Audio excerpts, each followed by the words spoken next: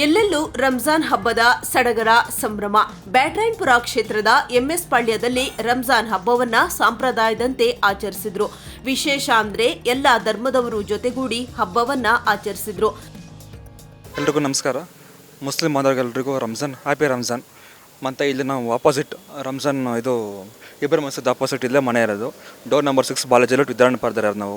ನಮಗೆಲ್ಲ ಫ್ರೆಂಡ್ಸ್ ಇರಲ್ಲ, ಮುಸ್ಲಿಮ್ಸ್ ಇರಲ್ಲ, ಫ್ರೆಂಡ್ಸ್ ನಮ್ಗೆ ಏನೇ ತೊಂದರೆ ಆದ್ರೂ ನಮ್ಮ ಫಸ್ಟ್ ಬರೋದು ಇವರೇ ನಮಗೆ. ಯಾಕೆಂದರೆ ನಾವು ಸುಮಾರು ಒಂದು 15 ವರ್ಷದಿಂದ ಇಲ್ಲಿದ್ದೀವಿ ನಾವು. ಮತ್ತು ನಮ್ಮ ಚಿಕ್ಕ ವಯಸ್ಸಿಂದ ನಮಗೆ ಮುಸ್ಲಿಮ್ಸರು ತುಂಬ ನಮಗೆ ಕ್ಲೋಸ್. ನಮಗೆ ಏನೇ ಪ್ರಾಬ್ಲಮ್ ಆದ್ರೂ ಫಸ್ಟ್ ಅವರೇ ಬರೋದು, ನಮ್ಮ ಹಿಂದೂರು ಯಾರು ಬರೋಲ್ಲ ನಮಗೆ. ಮತ್ತು ಎಲ್ಲದಕ್ಕೂ ಫಂಕ್ಷನ್ ಆಗಲಿ, ನಾಮಕರಣ ಆಗಲಿ, ಮತ್ತು ಏನೇ ತೊಂದರೆ ಆದರೂ ನಮಗೆ ಫಸ್ಟ್ ಅವರೇ ಬರೋದು, ನಮಗೆ ಹೆಲ್ಪ್ ಮಾಡೋದು ಅವರೇ ನಮಗೆ.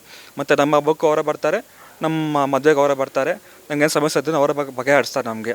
ಮತ್ತು ಮಸೀದು ಇಟ್ಟಿದ್ದಾರೆ ಅವರು ನಮಗೆಲ್ಲ ಪ್ರಾಬ್ಲಮ್ ಸಾಲ್ವ್ ಮಾಡ್ತಾರೆ. ನಮ್ಮ ಹಿಂದೂ ಮುಸ್ಲಿಮ್ಸ್ ಅವರು ಏನು ಭೇದ ಭಾವ ಇಲ್ಲ, ಎಲ್ಲ ಒಗ್ಗಟ್ಟಾಗಿದ್ದೀವಿ ನಾವು. ರಂಜಾನ್ ಹಬ್ಬದ ಸಂಪ್ರದಾಯದಂತೆ 1 ತಿಂಗಳ ಕಾಲ ಮುಸ್ಲಿಮರು ಉಪವಾಸ ವ್ರತ ಆಚರಿಸುತ್ತಾರೆ. ಸೂರ್ಯೋದಯದಿಂದ ಸೂರ್ಯಾಸ್ತದವರೆಗೆ ಅನ್ನ ನೀರು ಬಿಟ್ಟು ಉಪವಾಸ ವ್ರತ ಆಚರಿಸುತ್ತಾರೆ. ಉಪವಾಸ ಮಾತ್ರವಲ್ಲದೆ ನಮಾಜ್, ಕುರಾನ್ ಪಠನೆ, ತರಾವ್ಯೂ ಮಾಡುವ ಮೂಲಕ ಎಲ್ಲ ದೇವರನ್ನ ಸ್ಮರಿಸಲಾಗುತ್ತೆ. ನಮ್ಮ ಇಲ್ಲಿ ಇಬ್ರಾಹಿಂ ಮಸೀದ್ನಲ್ಲಿ ಇಲ್ಲಿ ಉಪವಾಸ ಮಾಡ್ತಾ ಇದ್ದೀವಿ ನಾವು. ಜಾಮೆ ಮಸೀದ್ ಇಬ್ರಾಹಿಂ ಮಸೀದ್ ಬಾಲಾಜಿ ಲೇಔಟಲ್ಲಿ ನಾವೆಲ್ಲ ಒಂದಾಗಿ ನಾವಿಲ್ಲಿ ಉಪವಾಸ ಆಚರಿಸ್ತಾ ಇದ್ದೀವಿ. 30 ದಿವಸದ ಉಪವಾಸ ಇದು. 14 ಗಂಟೆ ಫಾಸ್ಟಿಂಗ್ ಇರ್ತಿದ್ದು. ಬೆಳಗ್ಗೆ 4:45 ತಿಂಗಳು ಮತ್ತು 6:00ವರೆಗೆ ತಿನ್ನೋಂಗಿಲ್ಲ ನಮ್ಮ ಉಪವಾಸ ಇದು.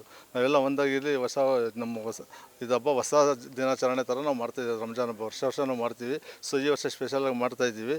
ಸೊ ನೀವೆಲ್ಲರಿಗೂ ನಮ್ಮ ರಂಜಾನ್ ಹಬ್ಬದ ಶುಭಾಶಯಗಳು. ಲೂನಾರ್ ಕ್ಯಾಲೆಂಡರ್ ಅನ್ನು ಇಸ್ಲಾಮಿಕ್ ಧರ್ಮದವರು ಅನುಸರಿಸುತ್ತಾರೆ. ಕಾರಣ ಅದರಲ್ಲಿ ರಂಜಾನ್ ದಿನಾಂಕ ಬದಲಾಗಿರುತ್ತೆ.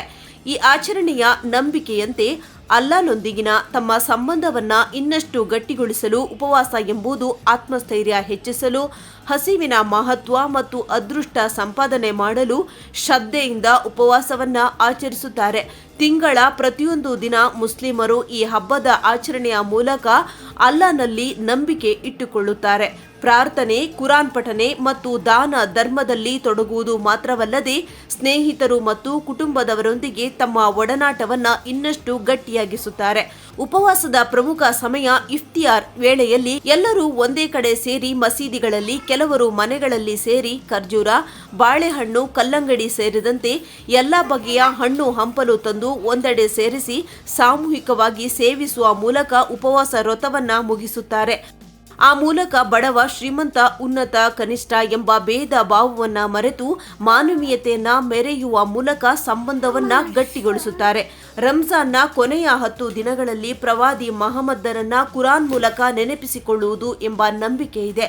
ಈ ಅವಧಿಯಲ್ಲಿ ಮುಸ್ಲಿಮರು ಮಸೀದಿಯಲ್ಲೇ ತಂಗುವುದು ಅಥವಾ ಮಲಗುತ್ತಾರೆ. ಈ ಮೂಲಕ ಧಾರ್ಮಿಕ ಜ್ಞಾನವನ್ನ ಹೆಚ್ಚಿಸಿಕೊಳ್ಳಲು ಪ್ರಯತ್ನಿಸುತ್ತಾರೆ. ಮುಸ್ಲಿಂ ಕುಟುಂಬದ ಪ್ರತಿ ಸದಸ್ಯರು ತಲಾ 2 ಕೆಜಿ ಗೋಧಿ ಅಥವಾ ಅಕ್ಕಿ, ಇತರೆ ಧಾನ್ಯವನ್ನ ಒಟ್ಟು ಕುಟುಂಬ ಸದಸ್ಯರ ಲೆಕ್ಕದಲ್ಲಿ ತಲಾ 2 ಕೆಜಿ ದಾನ ಮಾಡಬೇಕು. ಇದು ಈದ್ ಉಲ್ ಫಿತರ್ ನಮಾಜ್ ಮಾಡುವ ಮುನ್ನ ಕಡ್ಡಾಯವಾಗಿ ನೀಡಬೇಕು.